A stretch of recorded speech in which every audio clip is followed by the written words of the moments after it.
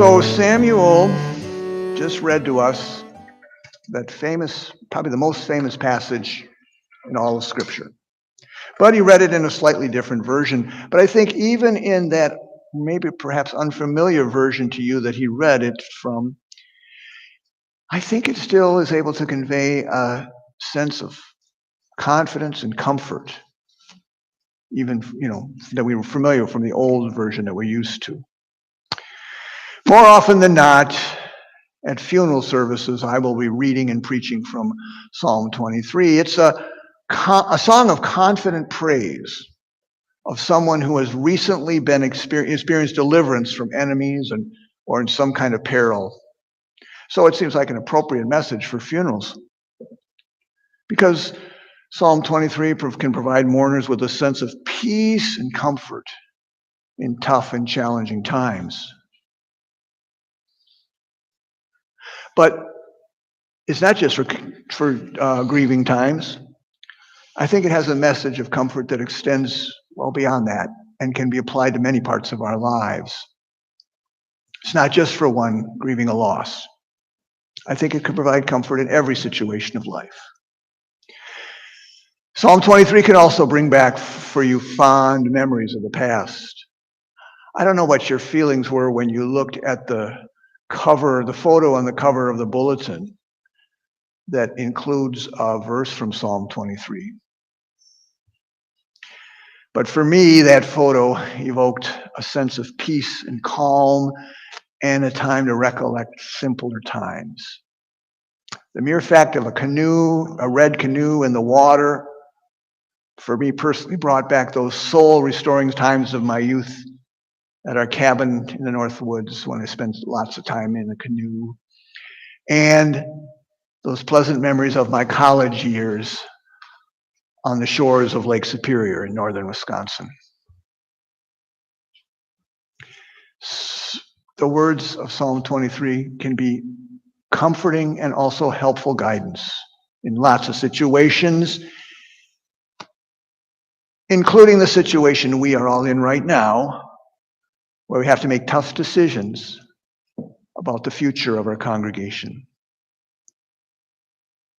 The fourth Sunday after Easter is often called Good Shepherd Sunday. And so it's an appropriate time, I think, for us to explore that image of Jesus as a good shepherd, as we find it in the 10th chapter of John's Gospel and in the imagery in the 23rd Psalm. Therefore, I want to take a closer look, especially at the 23rd Psalm and the Good Shepherd image that's in there. And what it can tell a church that's on the verge of revitalizing and resurrecting and reinventing itself for a new time and a new situation. I think it's an appropriate time, as I said in the title, to take a new look at an old friend, and that friend is Psalm 23. I really found it very refreshing this week to read Psalm 23 in the light of all that's going on for us right now. The first thing that struck me, and I never really noticed this before, but this is an image of a shepherd very much on the move. I don't know about you, but my old Sunday school image of Psalm 23 is a very pastoral one, very serene. I would envision the shepherd just sitting on a rock calmly, in a beautifully verdant pasture, just watching the sheep graze peacefully, perhaps while he plays on the panpipes or writes some beautiful piece of poetry. But as I took another look at this passage, Psalm 23, this week, I saw instead a very busy shepherd who seems to be leading the sheep all over the place. Sure, it starts out by saying that the shepherd makes the sheep lie down in green pastures, but they don't lie down there for long, because the next thing it talks about is leading the sheep beside still waters. And then later in the passage, it talks about through the valley of death, or Death Valley, as the version Samuel read says, where I fear no evil, for you are with me. You can almost get exhausted thinking about all the places that the shepherd is leading these sheep. And that's even before we get to the final action of the psalm about preparing a table in the presence of my enemies and anointing my head with oil. That's a lot of stuff. A lot of movement for the sheep. A lot of guiding and protecting actively the work of the shepherd.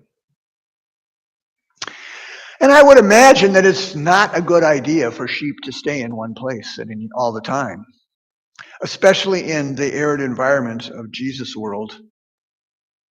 I would imagine that the sheep and the shepherd would constantly need to seek out still, fresh water or new pastures for healthy green grass. And I'm sure that journey to those important places of nourishment would take the shepherd and the sheep through dangerous situations. But always it seems like they were on the right path for where they needed to be. I may not be for sure about the sheep's need to be on the move, but I know it is important for those of us who follow the Good Shepherd, Jesus Christ, to be always on the move to new and greener pastures. If the sheep just stayed in one place or kept returning to the same green pasture over and over again, I would imagine it would not take long for that pasture to no longer be green, able to sustain a healthy flock. And they'd have to find someplace else. The shepherd in the psalm is also tasked with finding still waters and refreshment along the journey. The journey to find new and green pastures, I'm sure, is tough enough. But we need to make sure we're finding refreshment along the way, so leading beside still waters. Likewise, for us as a church in this day and age, as tempting and as comforting as it may feel to stay right where we are and always have been, we have to consider that maybe we have maxed out our potential in this once green and fertile pasture, and it's now time to follow the Good Shepherd into different green pastures where our ministry can continue to survive, and on this journey stopping where we need to find the refreshment of cool, clear water along the way. There are those times, and definitely will be again those times, when the shepherd has to lead us through, not around, but through the valley of the shadow of potential death. And there's another imagery in Psalm 23 that I hadn't really noticed before. It talks about the shepherd leading the sheep in paths of righteousness. Well, the biblical scholars that I read invite us to think about these paths of righteousness kind of more like wagon wheel ruts, the well-worn path where wagons have gone, so that's kind of, I guess, more the appropriate imagery for this passage than a path. And that's an intriguing imagery for me right now as well. We don't know where we're going for our future as a church. But I think this psalm is inviting us to travel along the well-worn ruts of paths that have been taken by us or by others. And I find that really helpful in dealing with those feelings of nostalgia that all of us have about the days when Carter Westminster Church was full to the rafters with youth and young families. And to be sure, there's something about that time and that experience of the church that we need to pay attention to as we move forward. However, I don't think it's so much the memory of a full sanctuary that we need to pay attention to, that we're probably never going to recover again, but rather, what was the ministry? How were the relationships? What were we doing that made all that happen? That is something we can take forward. Yesterday afternoon at the congregational meeting downstairs where we gathered to discuss our future, there was a lot of recollecting of the past going on. But it centered around our experiences of making sandwiches for over 40 years and those other mission projects we were involved with in the past. There were community building activities for us. I think that was reproductive recollection because it pointed out activities and ministries that can and should continue or maybe start again as we move into our new future. How can we be ministers, as Carter Westminster Church in this new and changing situation?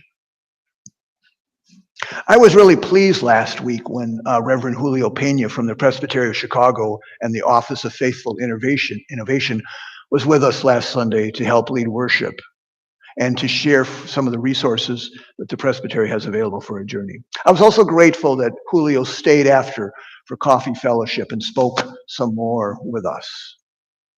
It was at one of those conversations after church where we were starting to recollect the good old days that Julio presented a helpful image I'd never thought about before related to this.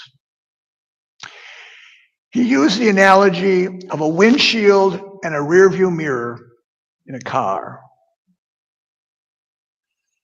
As you think about it, the windshield takes up most of what you see when you're sitting in the driver's seat of the car.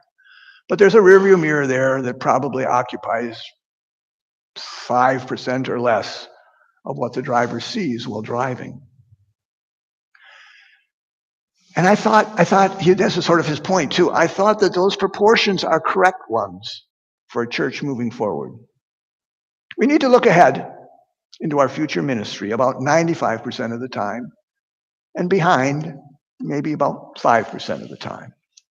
But of course, if you ever drive without a rearview mirror, it's not very safe and it's not very effective. We do need to look back a little bit. The design and placement of the rearview mirror on a car allows the driver to see just what is most important behind them so that they can move safely forward.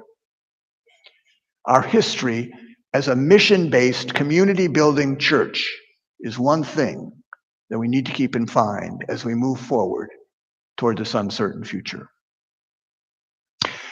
We will not ever return to what we once were. But we need to recognize what is important from behind us and consider how we can bring that forward. So then, returning to Psalm 23 and the image of the shepherd leading us on paths of righteousness, we need to look back just enough to help find those dependable paths forward to travel on our journey into a new future. What is it that got us to this point? How can we bring that back into our future? A future that may well not lead to us bursting at the seams on Sunday morning again, but it will lead us to a faithful life of discipleship. That's kind of what we did in our call to worship for this morning, too. You might want to check back on that. We acknowledge that we have gone through much, and God has been with us all the way. Through darkness and light, through birth and death, we have never been alone. That, for sure, is an important rear-view mirror of truth for us leading into the future. God has been with us. We have never been alone.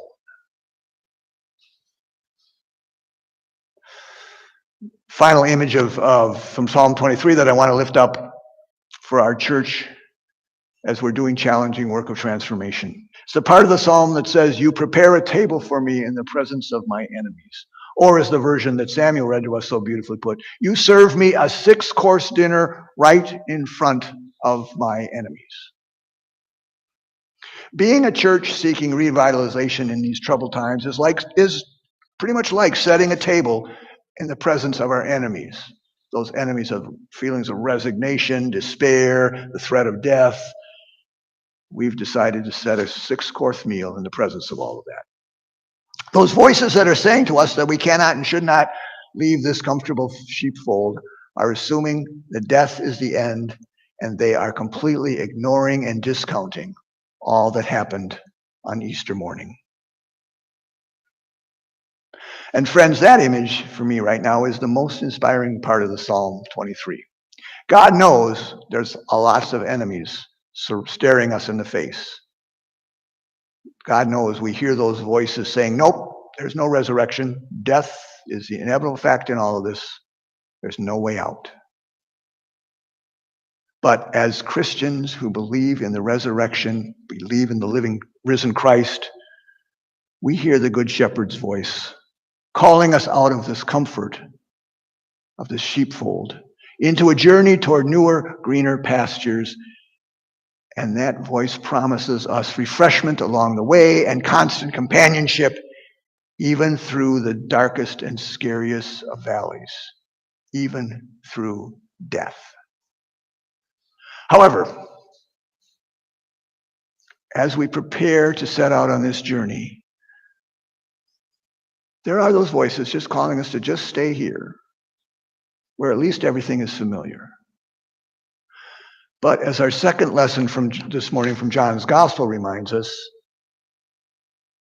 the sheep know the voice of their true shepherd, and they don't follow those other voices. The 10th chapter of John provides about the only reference in the Bible to Jesus as a good shepherd.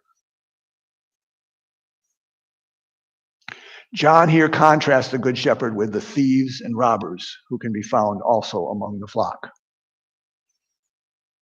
For those of us who are on a journey to find greener pastures for our ministry, the risen Christ is both that voice calling us out of this comfortable place and the gate through which we will start our journey forward.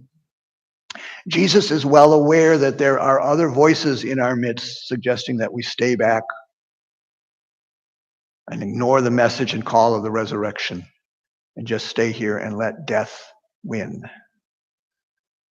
But those thieves and robbers, as he calls them, are only here to kill and destroy our sense of community and hamper our mission.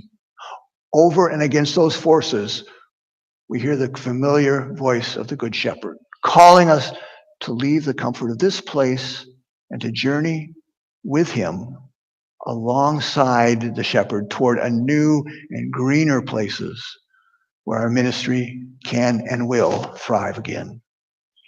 Even to follow that voice and that shepherd through dark valleys so that we can feast in abundance in the presence of our enemies. Wow. This weekend, we've taken the first brave steps to leave the comfort of this old and familiar place to join with the Good Shepherd on a journey toward yet another green pasture where we can again graze in fertile pastures.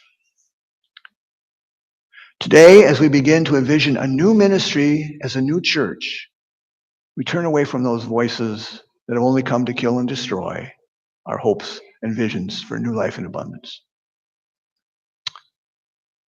One of the very real and concrete steps we have taken to say no to death and to bear a strong living witness to the resurrection is our new revitalization task force that we established yesterday. You're going to hear much more about this group in the months ahead. But it's a six-member group of elders and members at large who will, with God's help and your support, work to lead us forward to a new, revitalized future as a church. In the model of the 23rd Psalm, I believe that this task force will be helping us seek greener pastures for our ministry, help us find refreshment along the way, and lead us together through the valley of the shadow of death and prepare a table in the presence of our enemies, a feast, a 6-course meal, if you will. And they will do this, and we will do this together, all the while trusting that God's goodness and mercy will pursue us all along the way. And all the while we will feel and know that we are dwelling in the house of the Lord forever. Or as it says again in the end of the version of the psalm that Samuel read, your beauty and love chase after me every day of my life. And I am back home in the house of God for the rest of my life. That's beautiful. And that's the promise we have as we move forward as Carter Westminster Church. So, friends, let the journey begin. And let Psalm 23 be our comfort and guide along the way. But it's also important to note a couple of other things. First, our journey toward a new life, new abundant life as a transformed church into living in a new place. It's more than just a congregation success story. It is the strongest possible witness we can make to the resurrection. And there's one more thing that's extremely important here. It is not our responsibility, it is not the task force responsibility to raise the dead to life. That's already happened. God has already done that on Easter morning and many times since then. No, our calling right now is simply to bear witness to that truth, to that good news. That the good news of the resurrection as we take our journey, guided by the Good Shepherd, toward new life and have that life abundantly. Amen.